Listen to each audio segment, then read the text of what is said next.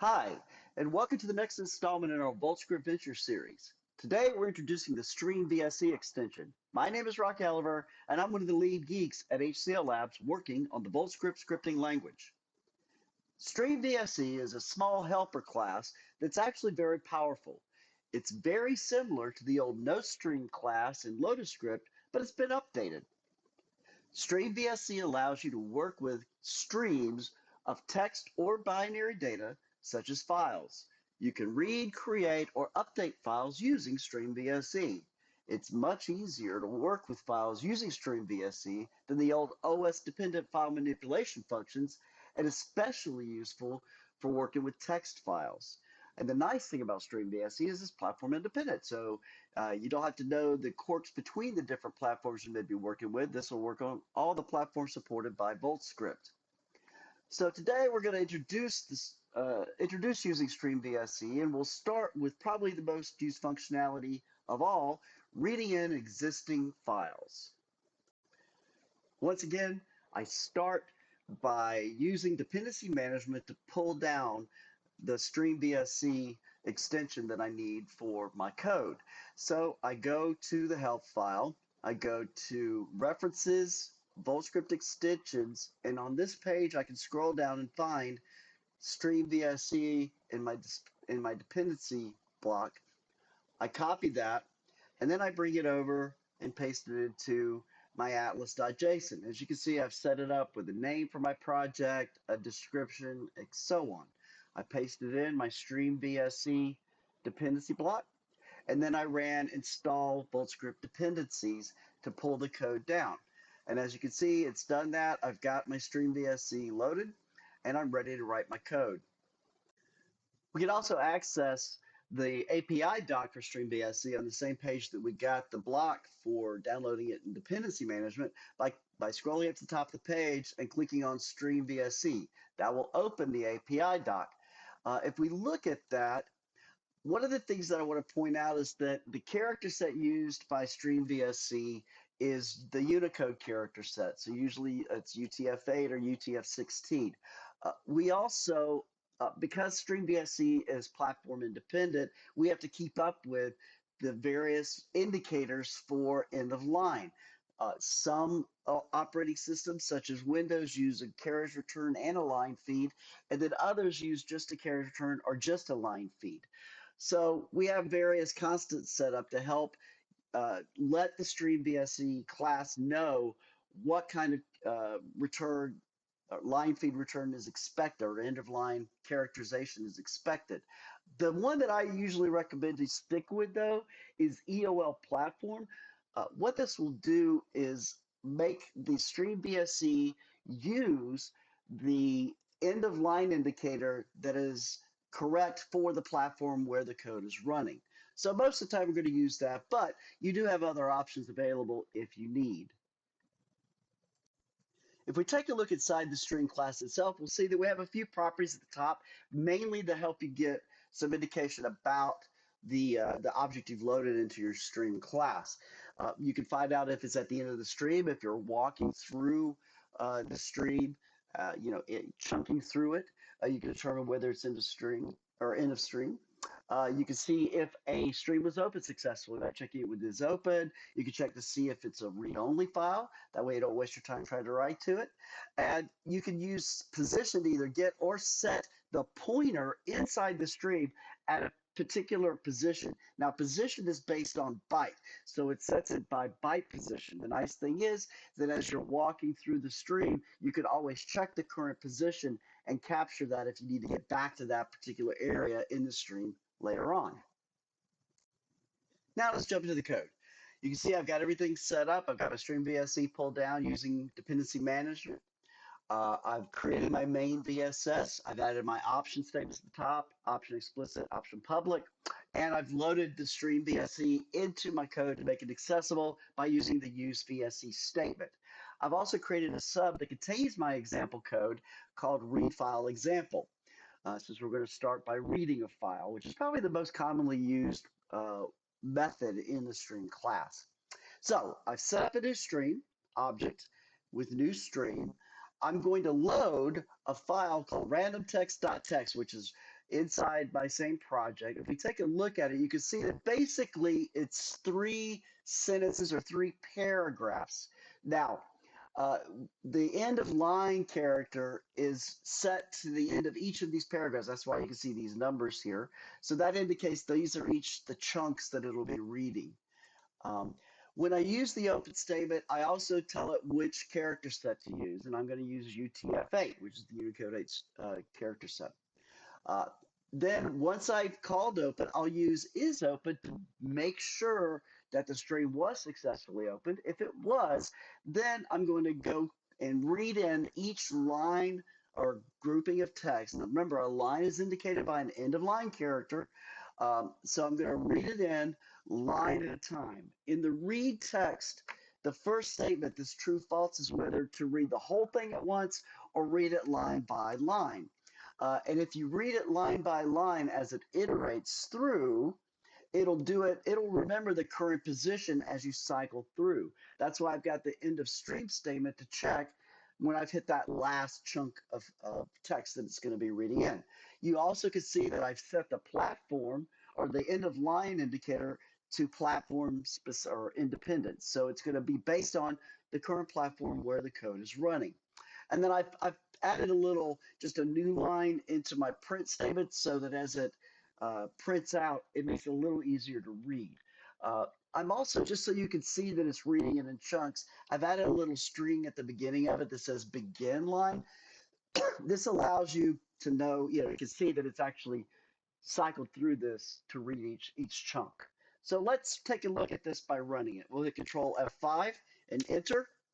And here we go, begin line. You can see it's got each of the chunks read out one at a time as it iterated through.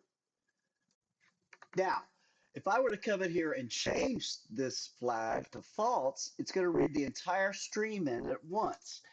And if it does that, then I should only see one statement of the begin line because it's just going to grab everything and print it out in one swoop. So let's try that again. So we hit Control F5 and enter. And look at that. We got one begin line, and you can see our 3 chunks just have been brought down all at once.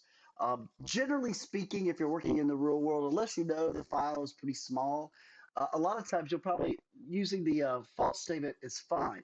But if it's a big file, it's probably recommended to chunk it, to read it a line at a time and process it that way.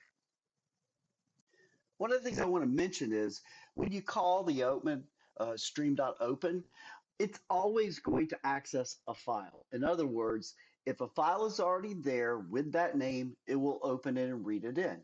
If there isn't a file there, it will create the file and set the pointer position to 0, and you can begin writing to that stream. So you don't have to do separate calls to get the file created on the system. Open will create the file if it doesn't exist. If it does exist, it'll go ahead and open it and read the stream in. Another thing to point out is that whenever you're working with streams, it's always a good idea to use the close call at the end, the close method, once you're done working with that stream. That gets it out of memory. It also commits any changes you've made to the stream in memory to disk, so that everything that you've done gets written to disk. This is kind of like a save statement in that it goes ahead and does the write to disk for you. Now let's take a look at writing some text to a new file. So as you can see, I've got another call to open with output.txt, and you can see that it's not over here in my list of files, so it doesn't exist yet. The open, because it doesn't exist, is going to create this output text file and then allow me to start adding content to it. The position will be set to 0, so I can start writing from the beginning of the file. Now, you can see I'm going to write a line, and then I'm going to add in a new line with NEOL platform. This will add a new line character in there based on the platform where the code is running.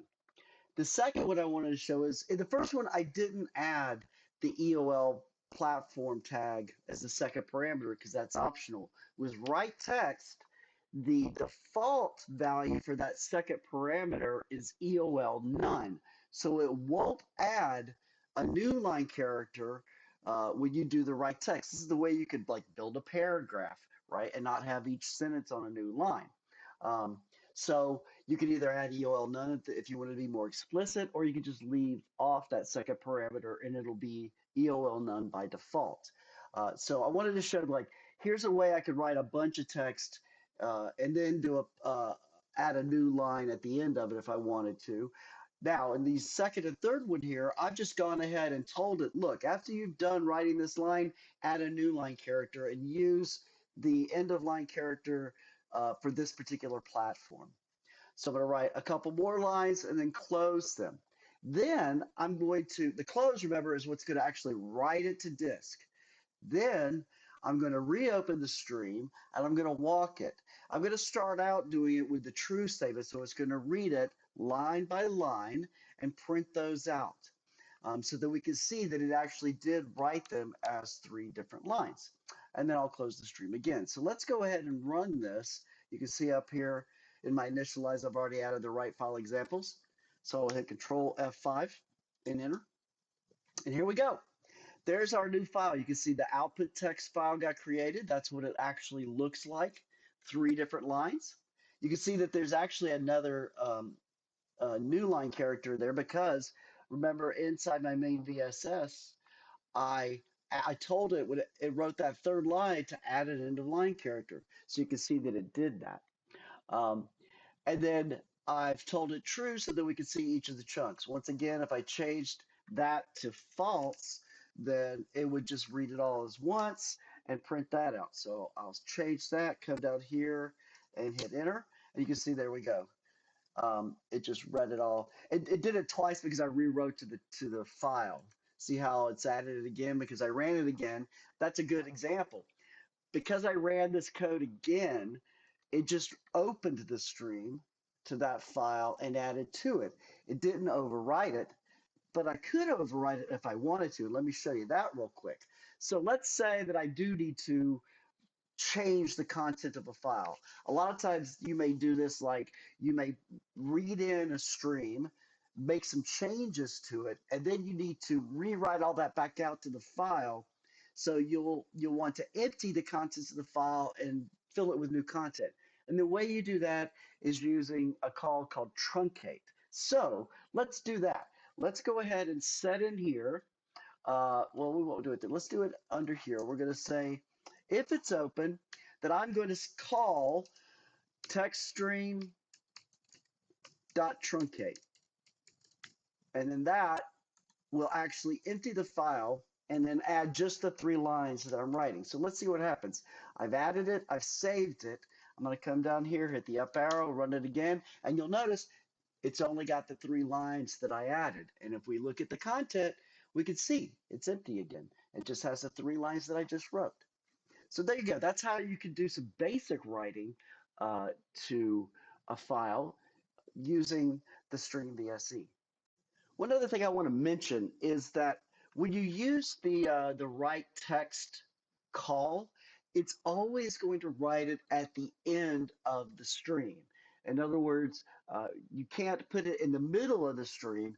Anything you add using write text is going to get added at the end. Therefore, if you wanted to insert something in the middle of a stream, you would have to chunk through it. I would probably create a second stream and then write in the lines that I wanted from the old stream, add my new content to that second stream, and then add in any more content that I had from the first file or wherever, and then write that new stream back to the file to get the contents updated. And that's all we have time for today. Hope you enjoyed this introduction to StreamVSE, and I look forward to seeing you again on our next VoltScript venture.